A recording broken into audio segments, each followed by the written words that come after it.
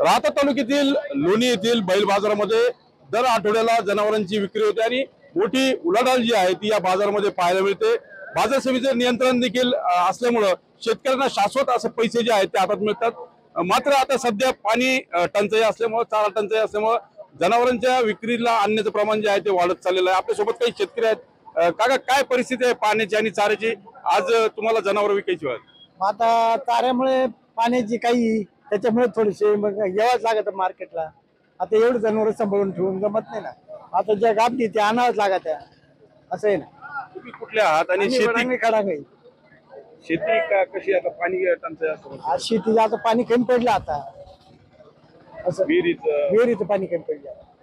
आपल्या सोबत काही तरुण शेतकरी आहेत तिकडे, काय नेमकं सध्या पाण्याची आणि चाऱ्याची काय टंचाई जाणवते आणि त्यासाठी आता बरेच शेतकरी तुम्ही आहात जे जनावर विक्रीला आणलेत, काय अडचणी निर्माण झाल्या? नाही, सध्या पाणी कमी त्याच्यामुळे मग आता उन्हाळा वाढतच चाललेला आहे, त्याच्यामुळे मग जनावर विकायची बारी आली। नाही, आम्ही इथं माग गाय घेतली होती 55,000, आज तिचे 30,000 पण आहे ना। आता माग न्यायची बारी येऊ राहील त्या गायची। आपल्या सोबत काही व्यापारी आहेत। आता सध्या जी परिस्थिती होईल, तुम्ही शेतकरी आहात का? मग काय परिस्थिती जाणवते? कारण आता बऱ्याच अंशी आपण जर बघितलं तर पाण्याचं दुर्भिक्ष जे आहे ते जाणवतं।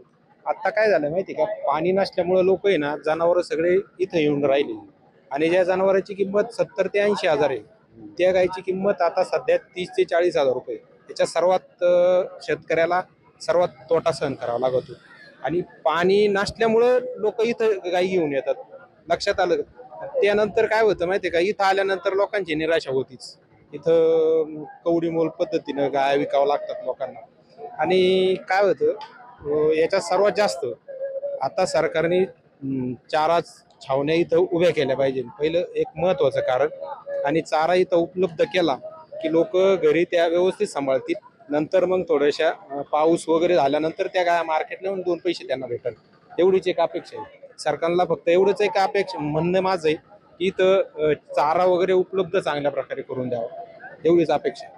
चारा छावण्या ज्या आहेत त्या सुरू कराव्यात अशी मागणी देखील शेतकरी करतायत। एकंदरीत जर बघितलं तर पाणी आणि चारा टंचाईमुळे जनावर विक्री करण्याची वेळ जी आहे ती शेतकरी वर्गावर आल्याचं यावरून दिसून येते। मनोज गाडीकर, TV9 मराठी, राहता अहिल्यानगर।